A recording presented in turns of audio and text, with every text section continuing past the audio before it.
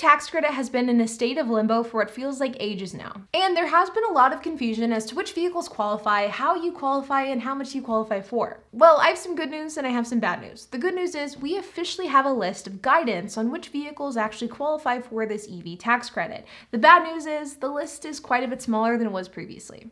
But let's first dig into some of the bullet point things that you must know about this EV tax credit, as well as why it's been so confusing over the last few months. The EV tax credit has been around for a long time, but historically the EV tax credit has been phased out as automakers produced more and more cars. So as automakers introduced EVs, they would have a $7,500 tax credit available to buyers.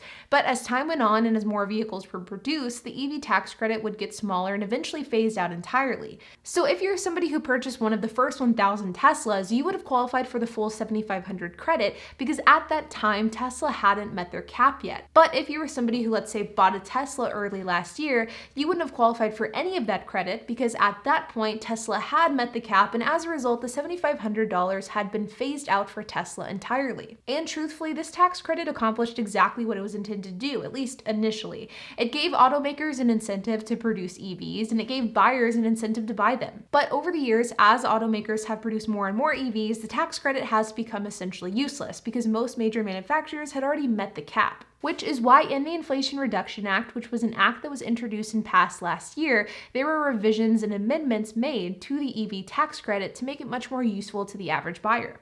And this new EV tax credit is not only designed to help incentivize people to buy and manufacture EVs, but it's also designed to help incentivize domestic manufacturing as well. This is why instead of looking at the EV tax credit as one $7,500 tax credit, you should really look at it as two $3,750 ones. The first $3,750 credit is based on final assembly here in the United States. The second credit is based off of minerals used in the battery. So if a car meets both of these pieces of criteria, then they qualify for the full $7,500 credit. If the car only qualifies for one of the pieces of criteria, then it would qualify for $3,750 instead of the full $7,500. And well, if a car doesn't meet either of the pieces of criteria, then it qualifies for nothing. There are also other qualifiers as well. For example, there's an MSRP qualifier that's based off of sedan and SUVs. There's also an income requirement as well. And if you're interested in learning more about the nuances involved with these different qualifications, I do have a video where I really dove deep into that. I will include a link down in the description below. And all of the different factors that come into play with this credit is ultimately why there's been so much back and forth between automakers and the government over the last few months. Because many automakers have criticized this credit in its current form for being too strict and stringent, and as a result, it sort of decentivizes automakers from even trying to qualify.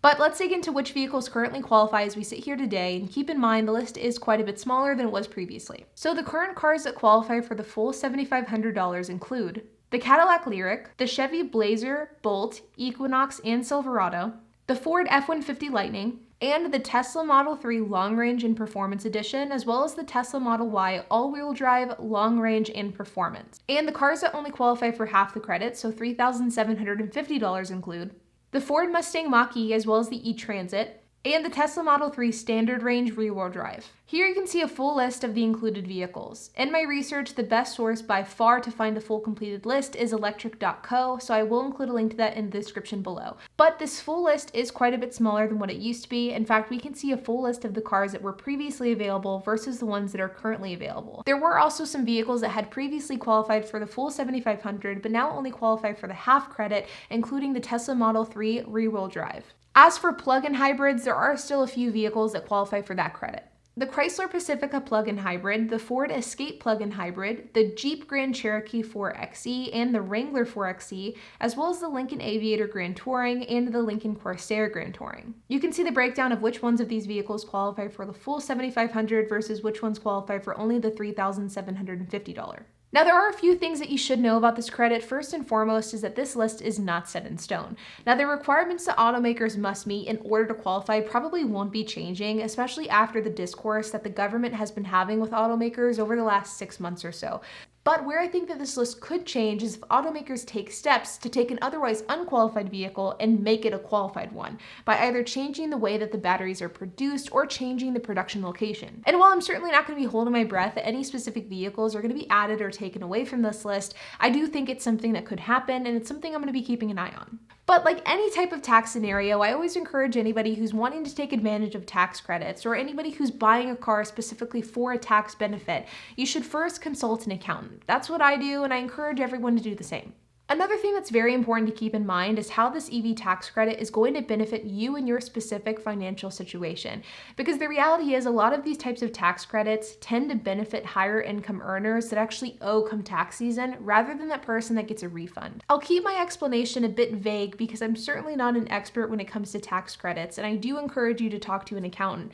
But if you're somebody that typically gets a, let's say, $1,000 refund every year, this EV tax credit isn't going to really benefit you at all because you don't owe money come tax season. So this tax credit isn't going to do you any good. But on the flip side, if you're somebody that typically owes money, then you can apply this tax credit to that amount that you would owe. So let's say, for example, you typically owe about $2,000 per year.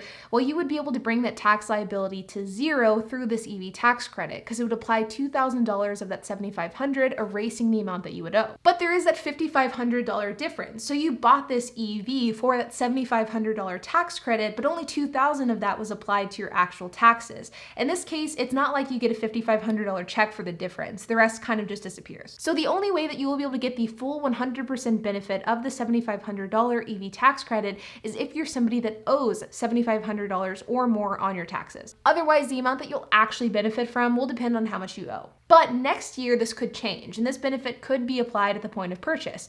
That means that if you are somebody that typically gets a refund or only owes a few $100s, you would essentially be able to get a $7,500 discount on that electric vehicle, which could be a huge game changer. Now, the exact way that this is going to work in practice is, of course, a bit speculative because nobody's actually done it yet, but the way that it looks like it's going to work is that a car buyer will basically be able to transfer that $7,500 tax credit to the dealership at the time of purchase, which they can then give you a $7,500 discount on the car that you're buying.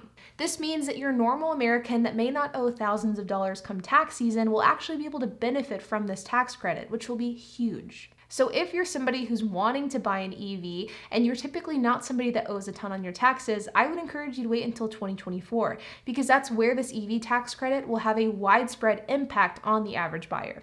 And last but not least is that used cars do qualify for a $4,000 credit. The car does have to meet manufacturing and battery mineral requirements. It also has to cost $25,000 or less, and it has to be purchased from a legitimate dealership.